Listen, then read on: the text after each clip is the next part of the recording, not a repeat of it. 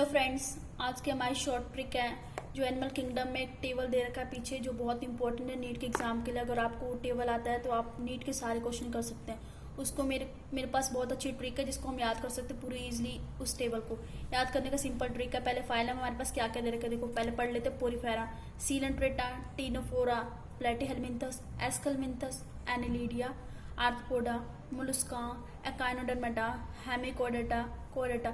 अब इसका सीक्वेंस हमें नहीं याद रहेगा। अगर हमें याद रहेगा तभी हम इजीली इस टेबल को सॉल्व कर सकते हैं। और तो इसका सीक्वेंस याद करने के लिए एक बहुत सिंपल ट्रिक है हमारे पास। क्या है कि जो हमारे पास सिंपल ट्रिक है, बिल्कुल सिंपल है। क्या है? Papa called to punish Asma Anu Arohi for not making English Hindi copy. जो मतलब पापा है वो क्या कर रहे हैं, पनिश कर रहे हैं उनकी 3 बेटियां हैं, एक आसमा है, एक अनु है, एक आरोही है, जिन्होंने मतलब वो इंग्लिश की कॉपी नहीं बनाई, हिंदी इंग्लिश की कॉपी नहीं बनाई, इसलिए उनके पापा जो है उन्हें क्या करे, पनिश करे। बिल्कुल ईजी है। या दोबारा पढ़ते हैं। Papa call to punish Asma Anu Arohi for not making English Hindi copy. अब इसमें पापा का मतलब है पोरीफेरा, कॉल का मतलब है सीलेंट्रेटा, और टू का मतलब टीनोफोरा, टी आ रहा ना, टीनोफोरा। पी का मतलब प्लेटीहेलमिंथस। आसमा का मतलब यहाँ पे एस्कलमिंथस हो गया।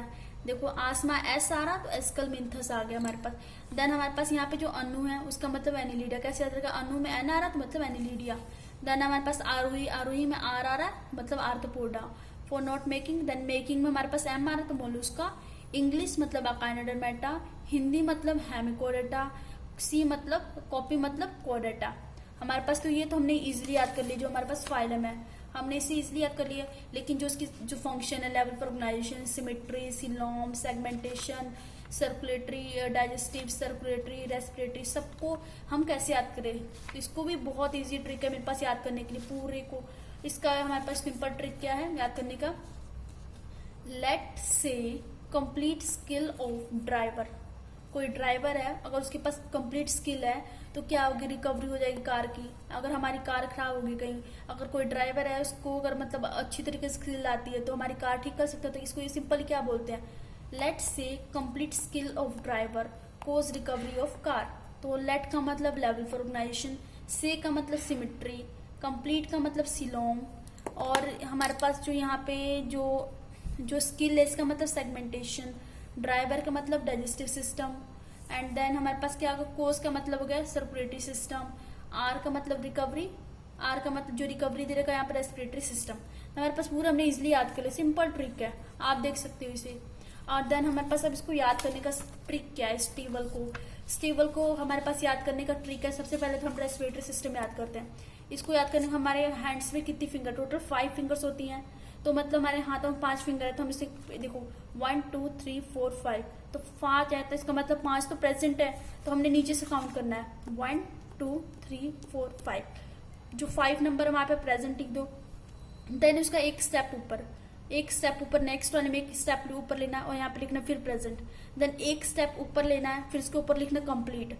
तो कंप्लीट जो डाइजेस्टिव सिस्टम है उसमें कंप्लीट होगा या फिर इनकम्प्लीट होगा। या प्रेजेंट एब्सेंट की तो बात है तो होगी नहीं। इसका मतलब सिंपल इसके ऊपर एक कंप्लीट आ जाएगा। तो कंप्लीट, तो इसके मतलब नीचे सारे कंप्लीट, इसके नीचे सारे प्रेजेंट, इसके नीचे सारे, और जो इसके ऊपर है 5 फिंगर्स है टोटल, तो 5 तो प्रेजेंट है, इसके ऊपर बाकी सब में एब्सेंट होंगी।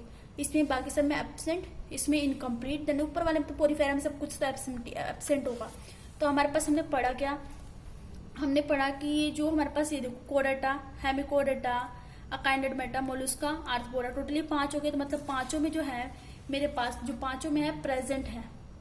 जो पांचों में मतलब मेरे पास क्या है, जो रेस्पिरेटरी सिस्टम है वो मेरे पास प्रेजेंट है, और सर्कुलेटरी सिस्टम जो है 6 में, क्योंकि एक ऊपर चला गया, एक ऊपर चला जाएगा। इसे याद करो, क्रॉस में ध्यान से देखो तो यहाँ पे ऐसे क्रॉस सा कुछ बन रहा है, मतलब एक स्टेप ऊपर लेना जाए नेक्स्ट टेबल में, ठीक है। और जैसे हमारे पास ये तो कंप्लीट होगा, हमने तो डाइजेस्टिव सिस्टम, सर्कुलेटरी, रेस्पिरेटरी तीनों हमें याद होगी इजिली। अब हमारे पास बात आती है इसका लेवल फॉर ऑर्गेनाइजेशन कैसे याद करें। इसको बिल्कुल सिंपल ट्रिक है। पोरीफेरा का तो सेलुलर याद होता है। सीलेंट्रेटा और टीनोफोरा, इन दोनों की 2 फंक्शन सेम होगा।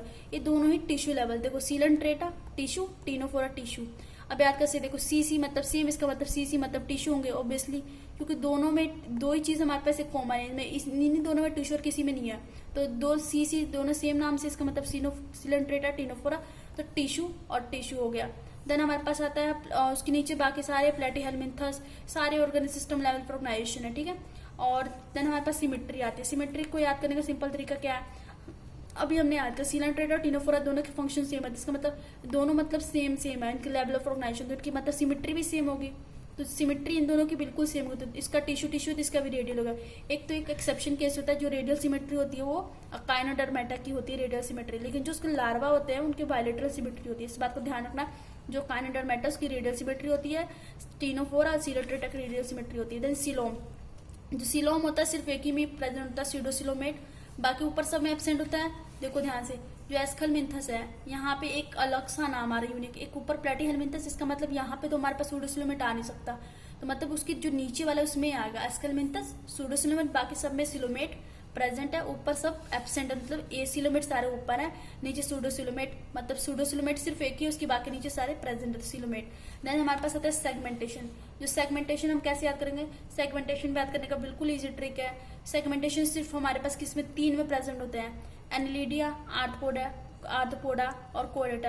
अगर आप एनसीईआरटी में पिक्चर देखोगे तो आपको एनिलिडिया और आर्थ्रोपोडा, लीच हो गया, और इसमें आर्थ्रोपोडा में जैसे कीड़े मकोड़े हो गए, सारे प्रोन हो गए, सब में सबकी बॉडी में देखो आपको सेगमेंट दिखेंगे, तो इजिली याद रह जाएगा कि एनिलिडिया आर्थ्रोपोडा में जो होता है सेगमेंट प्रेजेंट होता है, और जो कोडेटा होता है इसमें भी सेगमेंट प्रेजेंट होता है। इजिली आपको याद रहेगा, बस तीन ही में सेगमेंट प्रेजेंट होता है, बस ऐसे याद कर लो, जो तीन है इसमें और इसमें, और हमारे पास ये देखो यहाँ पे दिख रहा है, इसमें प्रेजेंट है, तीन चीज में प्रेजेंट है सेगमेंट, बाकी किसी में प्रेजेंट नहीं है, तो इसलिए याद रहेगा। देन हमने digestive system, circulatory system, respiratory system, इसको तो इजिली याद कर लिया था, ठीक है।